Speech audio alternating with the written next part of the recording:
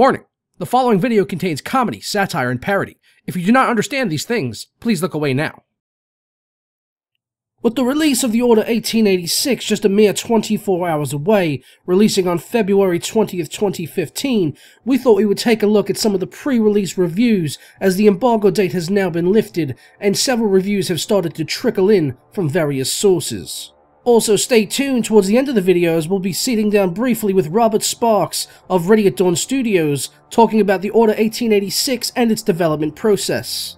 Now, there's certainly been a lot of hype around the Order 1886 ever since it was announced 2 years ago at E3 2013. The Sony fanboys have been chomping at the bits to get this exclusive title on the PS4 so that they could rub it in the collective faces of the Xbox One and PC players across the internet. But now, with the reviews for the Order 1886 starting to roll in, the word disappointment might come to mind for the Sony PlayStation 4 fans, as they were eagerly awaiting this big exclusive title to come out so that they could justify their ridiculous $400 purchase of a piece of hardware to play a single game. But let's go ahead and take a look at just a couple of the credible review sources that have been coming in on the Order 1886. Kotaku is quoted as saying, "It is a dreary, joyless lump of a game, but occasionally nice to look at." Also going on to say that the story is a mess and the combat is bland and repetitive, and the cinematic effects are distractions from a game otherwise hopelessly infused with QuickTime events.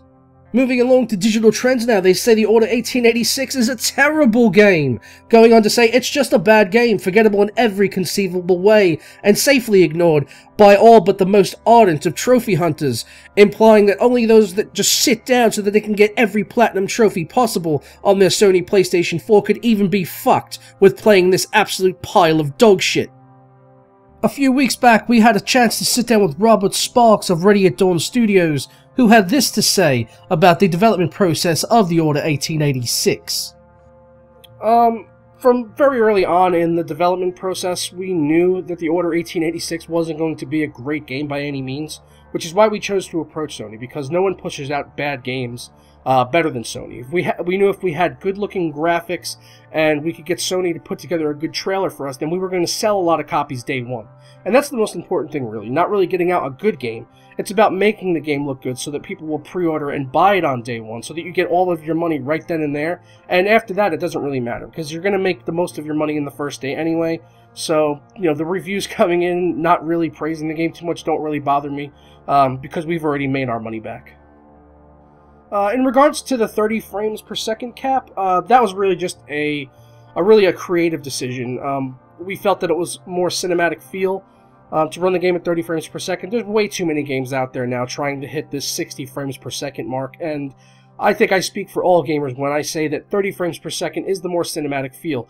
This also played into why we wound up limiting the length of the campaign to only 5 hours. When you go to the movies to sit down and watch a film, you don't go there to sit down and watch a 15 to 20 hour film. That would be ridiculous. No one would pay to go see that. You'd get bored, you'd wind up leaving halfway through, or you'd be missing key plot points because you'd probably have to get up 4 or 5 times just to go take a shit. So 5 hours, we felt, really hit a nice middle ground to sort of breach the gap, so to speak, between a game and a movie. So 5 hours was the perfect sweet spot for that, and the 30 frames per second just played into that to give everyone a really cinematic feel.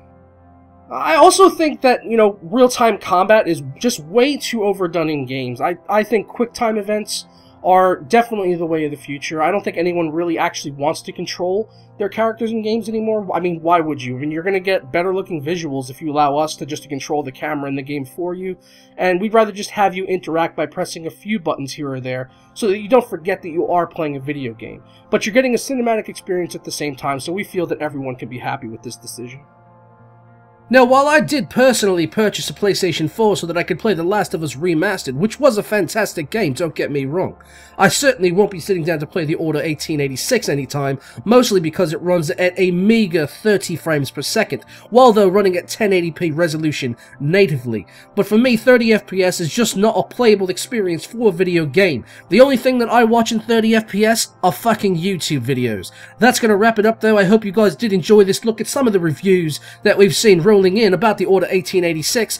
Be sure to not pick up this game when it releases tomorrow at your GameStop or Amazon or wherever it's being sold. Just don't buy it from there because it's a massive pile of cack.